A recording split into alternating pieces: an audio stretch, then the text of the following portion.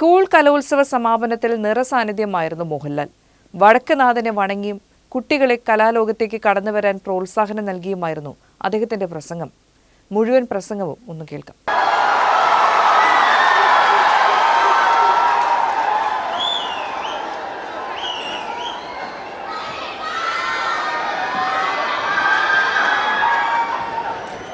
തൃശ്ശൂരിലെ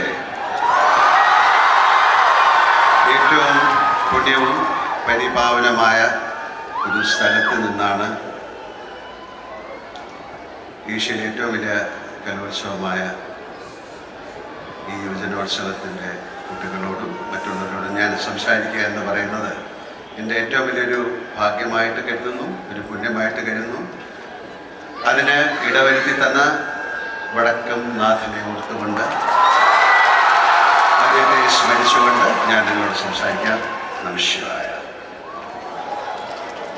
ബഹുമാനപ്പെട്ട പ്രതിപക്ഷ നേതാവ് VD സതീശൻ സർ, ബഹുമാനപ്പെട്ട വിദ്യാഭ്യാസ മന്ത്രി ശ്രീ ശിവൻകുട്ടി സർ, മറ്റ് മന്ത്രിമാർ, വേദിയിലും സദസ്സിലും ഇരിക്കുന്ന മഹത് വ്യക്തികളെ, പ്രിയപ്പെട്ട വിദ്യാർത്ഥി സുഹൃത്തുക്കളെ, അധ്യാപക അനധ്യാപിക അംഗങ്ങളെ, രക്ഷകർത്താക്കളെ, എൻ്റെ ഏറ്റവും പ്രിയപ്പെട്ട കൊച്ചു കൂട്ടുകാരെ, കൂട്ടുകാരികളെ, വളരെ സന്തോഷത്തോടെയാണ് ഈ കലയുടെ ഈ വാർഷിക മാമാകവേളയിൽ ഞാൻ ഇവിടെ നിൽക്കുന്നു, നിങ്ങളോട് സംസാരിക്കുന്നു.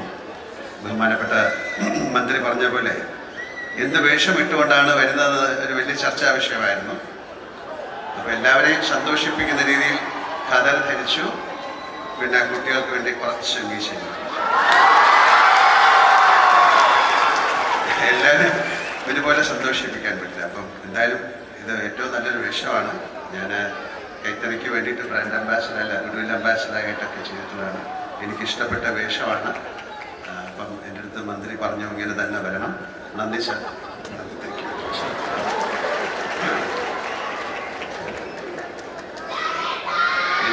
ഞങ്ങളുടെ ഏറ്റവും വലിയ ഇപ്പം സ്പീക്കർ പറഞ്ഞ പോലെ അദ്ദേഹത്തെ വളരെ അടുത്ത ആൾക്കാരാണ് എന്നാണ് വിളിക്കുന്നത്. ഞങ്ങളുടെയൊക്കെ പ്രിയപ്പെട്ട സുഹൃത്തും എൻ്റെ നിയോജക മണ്ഡലത്തിലെ നിയമസഭ സാമാജികനും മന്ത്രിയുമായ ശിവൻകുട്ടി സാറ് സംസ്ഥാന സ്കൂൾ കലോത്സവത്തിൻ്റെ തുടക്കത്തിനോ സമാപനത്തിനോ എന്നെ ക്ഷണിച്ചപ്പോൾ ഞാൻ പറഞ്ഞു എന്തായാലും ഞാൻ വരും. കാര്യം ഇത് പല പ്രാവശ്യത്തിനു മുമ്പൊക്കെ ക്ഷണിച്ച സമയത്തൊന്നും എനിക്ക് വരാൻ സാധിച്ചില്ല, പല തിരക്കുകൾ കാരണം. എന്തായാലും ഇന്ന് ഇത്രയും വലിയ ഒരു ചടങ്ങിൽ വന്നില്ലായിരുന്നെങ്കിൽ അതിന് വലിയ നഷ്ടമായി പോയതെന്ന് ഞാൻ കരുതുന്നു. എന്തായാലും എന്ത് അസൗകര്യം ഉണ്ടായാലും ഇന്ന് വരണമെന്ന് ഞാൻ വിചാരിച്ചതാണ്. എല്ലാവിധ ഭാഗ്യങ്ങളും ഒത്തു വന്നുകൊണ്ട് എനിക്കിതിൽ പങ്കെടുക്കാനായി. അതിലെനിക്ക് നിങ്ങളെക്കാളൊക്കെ വളരെയധികം സന്തോഷമുണ്ട്. അതിൻ്റെ കാരണം യുവ പ്രതിഭകൾ മാറ്റുരയ്ക്കുന്ന കലയുടെ ഏറ്റവും വലിയ ആഘോഷങ്ങളിലൊന്നാണല്ലോ നമ്മുടെ സംസ്ഥാന സ്കൂൾ കലോത്സവം. കലാകാരൻ എന്നത് കൊണ്ട് തന്നെ എനിക്ക് ഈ വേദിയോട് അത്രമേൽ ആദരവാണ് ഉള്ളത്. മുമ്പ് യുവജനോത്സവത്തിനും കലോത്സവത്തിനും വളരെ വലിയ പ്രാധാന്യമുണ്ടായിരുന്നു. കലാതിലകങ്ങൾക്കും കലാപ്രതിഭകൾക്കും അന്നൊക്കെ സിനിമാ താരങ്ങളുടെ അത്ര താരപ്രഭയുമുണ്ടായിരുന്നു. ടിവിയിലെ നൃത്ത സംഗീത മത്സരങ്ങളും ഇൻ്റർനെറ്റും സാമൂഹ്യ മാധ്യമങ്ങളൊക്കെ ഉണ്ടാകുന്നതിനും മുമ്പത്തെ കാര്യമാണ് ഞാൻ ഈ പറയുന്നത്. അന്ന് സ്കൂൾ തലത്തിൽ തുടങ്ങി സബ് ജില്ലാ പിന്നെ സംസ്ഥാന തലങ്ങളിൽ നടക്കുന്ന യുവജനോത്സവങ്ങളിലും സർവകലാശാല യുവജനോത്സവങ്ങളിലൊക്കെ മാത്രമായിരുന്നു ബാലകൗമാരികൾക്ക് തങ്ങളുടെ കലാശേഷി പ്രകടിപ്പിക്കാനുള്ള ഒരു അവസരം. ഏഷ്യയിൽ തന്നെ ഏറ്റവും കൂടുതൽ ആൺകുട്ടികൾ അക്കാലത്ത് പഠിച്ചിരുന്ന തിരുവനന്തപുരത്തെ കേരള ഗവൺമെൻറ് മോഡൽ ഹൈസ്കൂളും അവിടെയാണ് ഞാൻ പഠിച്ചിരുന്നത്. ഏറ്റവും അധികം പെൺകുട്ടികളുണ്ടായിരുന്ന തിരുവനന്തപുരത്ത് പരുത്തിക്കുന്ന എന്ന് വിളിക്കുന്ന government girls higher secondary school cotton hill, അവിടെയൊക്കെ ആയിരുന്നു പ്രതിഭകളെ പങ്കെടുപ്പിക്കുന്നതുകൊണ്ട് തന്നെ സംസ്ഥാന സ്കൂൾ യുവജനോത്സവങ്ങൾ എല്ലാ വർഷവും തലസ്ഥാന ജില്ലയുമായിട്ടായിരിക്കും മറ്റ് ജില്ലകൾ ഒന്നാം സ്ഥാനത്തിനായി മാറ്റുരയ്ക്കേണ്ടി വരിക. തൃശ്ശൂരും കോഴിക്കോടും ഒക്കെ പലകുറി ഒന്നാം സ്ഥാനത്തെത്തിയിട്ടുണ്ട്. ഞാൻ പറയുന്നത് പഴയ കാലഘട്ടമാണ്. എന്നാൽ ഇന്ന് ഞാൻ മനസ്സിലാക്കുന്നത് കോഴിക്കോട് 21 തവണ ഒന്നാം സ്ഥാനം നേടി വളരെ മുന്നിലാണ്. തിരുവനന്തപുരം 17, തൃശ്ശൂർ 6 തവണയും ഒക്കെയാണ്. മലയാള സിനിമയ്ക്കും നമ്മുടെ യുവജനോത്സവങ്ങൾ എത്രയോ പ്രതിഭകളെ സമ്മാനിച്ചിട്ടുണ്ട്. കേരള സർവകലാശാല യുവജനോത്സവത്തിൽ കലാപ്രതിഭയായ അകാലത്തിൽ ഒരിഞ്ഞ അമ്പിളി അരവിന്ദൻ്റെ പേരിലാണ് പിന്നീട് 1ാം സ്ഥാനം നേടുന്ന കോളേജിനുള്ള ട്രോഫി തന്നെ ഏർപ്പെടുത്തിയത് എന്നാണ് എൻ്റെ ഓർമ്മ. അവരുടെ മകൾ പൊന്നമ്പിളി സ്കൂൾ കലോത്സവങ്ങളിൽ പ്രതിഭയായി, പിന്നെ ചില സിനിമകളിലൊക്കെ അഭിനയിക്കാനും ആ കുട്ടിക്ക് സാധിച്ചിട്ടുണ്ട്. പിന്നീട് അങ്ങോട്ട് നമുക്കെല്ലാം പ്രിയപ്പെട്ട മഞ്ജു വാര്യർ, നവ്യ നായർ, ഋതു കൃഷ്ണൻ, ശരദാസ് ഒക്കെ തന്നെ കലോത്സവ വേദിയുടെ സംഭാവന. നമ്മുടെ ഗായികയായ KS ചിത്ര, ഗായകൻ G വേണുഗോപാലുമൊക്കെ കലോത്സവങ്ങളിലൂടെ വളർന്നു വന്ന താരങ്ങളാണ്. അന്നൊക്കെ കലാതിലകങ്ങളുടെ മുഖചിത്രങ്ങൾ ജനപ്രിയ പ്രസിദ്ധീകരണങ്ങളിൽ വന്നിരുന്നത് ഞാൻ ഓർക്കുകയാണ്. സമൂഹ മാധ്യമങ്ങളൊക്കെ എത്രമേൽ ജനപ്രീതി ആർജിച്ചിട്ടും എനിക്കറിയാം ഇന്നും പല സംവിധായകരും സംസ്ഥാന സ്കൂൾ സർവകലാശാല കലോത്സവ വേദികൾ പുതിയ പ്രതിഭകളെ തേടിയെത്തുന്നുണ്ട്.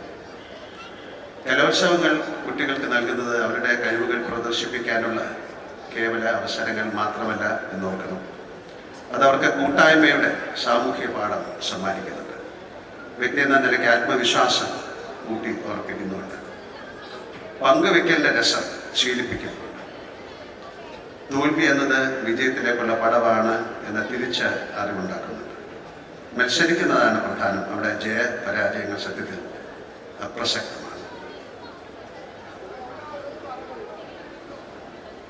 അതുകൊണ്ട് തന്നെ അല്ലെങ്കിൽ അതുപോലെ ഒരു പക്ഷേ നമ്മുടെ ഈ കലോത്സവത്തിലെ അവതരണങ്ങളുടെ കാര്യവും അതുപോലെയാണ്. പലപ്പോഴും പലർക്കും റിഹേഴ്സലിനോടൊപ്പം പോലും മികച്ച പ്രകടനങ്ങൾ കാഴ്ചവെക്കാനായെന്നുമില്ല, പല കാരണങ്ങൾ കൊണ്ട്. അതിൽ അങ്ങനെ സമ്മാനങ്ങളൊക്കെ നഷ്ടപ്പെടാൻ സാധിച്ചു എന്ന് വരാം. അതിനാൽ സമ്മാനങ്ങൾ നേടാൻ സാധിക്കാതെ വരുന്ന ആൾക്കാരുമുണ്ട്. അതുകൊണ്ട് അവരാരും മോശം കലാകാരന്മാരാവുന്നില്ല. ഈ ബോധ്യം കൂടിയാണ് കലോത്സവ മത്സരവേദികളിൽ നമ്മുടെ കുഞ്ഞുങ്ങളിൽ ഊട്ടി ഉറപ്പിക്കുന്നത്, അല്ലെങ്കിൽ ഉറപ്പിക്കേണ്ടത് എന്ന് ഞാൻ കുറച്ച് വിശ്വസിക്കുന്നു. പാഠപുസ്തകങ്ങൾക്ക് പുറത്ത് ഇത്രയേറെ ജീവിതാനുഭവങ്ങൾ സമ്മാനിക്കുന്ന, സാംസ്കാരികമായി അവരെ പരുവപ്പെടുത്തുന്ന കലോത്സവങ്ങളുടെ രാഷ്ട്രീയവും സാമൂഹികവുമായ പ്രസക്തി തിരിച്ചറിഞ്ഞ് അതിനായി ഇത്രയേറെ പണവും മനുഷ്യ വിഭവവും മാറ്റിവെക്കുന്ന സംസ്ഥാന സർക്കാരിനോടും വിദ്യാഭ്യാസ വകുപ്പിനോടും കലാകാരൻ എന്ന നിലയ്ക്ക് ഞാൻ എൻ്റെ ഉള്ളിൽ നിറഞ്ഞ നന്ദി രേഖപ്പെടുത്തുന്നു. ഈ കലോത്സവത്തിൽ വിജയികളായവരും വിജയിക്കാത്തവരും പങ്കെടുത്തവരും പങ്കെടുക്കാനാവാത്ത പോയവരുമായ എല്ലാ കുട്ടികളോടും എനിക്ക് പറയാൻ ഒരൊറ്റ കാര്യമേ ഉള്ളൂ. നിങ്ങളിലെ കലാകാരനെ അല്ലെങ്കിൽ കലാകാരിയെ ഈ വേദിയിലേക്ക് മാത്രമായി ചുരുക്കരുത്. നിങ്ങളുടെ മുന്നിലുള്ള സാധ്യതകളുടെ ആകാശം അനന്തമാണ്. നിങ്ങളിലെ കലാകാരനെ മിനുക്കിയെടുക്കുക, പരമാവധി അവസരങ്ങൾ വിനിയോഗിക്കുക. നിങ്ങളുടെ കലയോടുള്ള ആത്മാർത്ഥമാണെങ്കിൽ അവസരങ്ങൾ നിങ്ങളെ തേടിയെത്തും. ഞാനിത് പറയുന്നത് എൻ്റെ അനുഭവത്തിൽ നിന്നുമാണ്.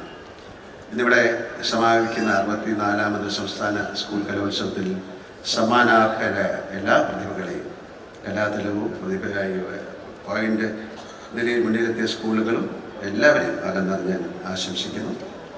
ബഹുമാനപ്പെട്ട കേരള സർക്കാരിനും പ്രത്യേകിച്ച് വിദ്യാഭ്യാസ വകുപ്പിനും ഇതിന് നേതൃത്വം കൊടുത്ത വിദ്യാഭ്യാസ മന്ത്രിക്കും ഈ മഹാമേള വിജയമാക്കി തീർക്കാൻ അക്ഷീണം പ്രവർത്തിച്ച ഉദ്യോഗസ്ഥരെ, അധ്യാപകരെയും അനധ്യാപകരെയും സ്റ്റുഡൻറ് കേഡറ്റുകളെയും സ്റ്റുഡൻറ് പോലീസിനെയും അഭിനന്ദിച്ചുകൊണ്ട് ഞാൻ നിർത്തുകയാണ്. അതിന് ഉപരി ഇന്നിവിടെ ഏറ്റവും കൂടുതൽ പോയിന്റ് നേടിയ കണ്ണൂർ ജില്ലയ്ക്ക് ഞാൻ പ്രത്യേക അഭിനന്ദനം അറിയിക്കുന്നു.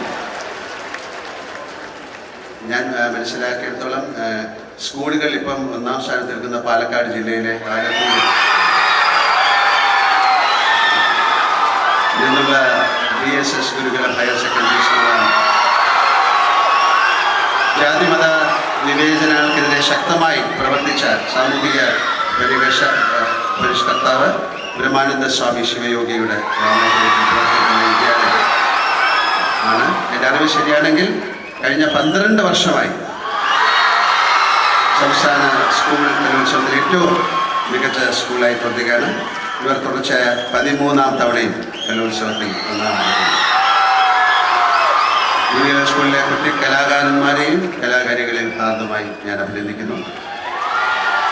ഒരു പ്രത്യേക കാര്യം എടുത്തു പറയാനുള്ള, കഴിഞ്ഞ വർഷം കേരളത്തിനെ ആകെ വേദനിപ്പിച്ച വയനാട് ഉരുൾപൊട്ടൽ ദുരന്തമുണ്ടായ സമയത്ത് 50 ദിവസം കൊണ്ട് 50 ലക്ഷം രൂപ സമാഹരിച്ച് ഗുരുകുലം സ്കൂളിനും അവിടുത്തെ എന്ന ജീവകാരുണ്യ സംഘടനയ്ക്ക് എല്ലാവിധ നന്മകളും നേരുന്നു.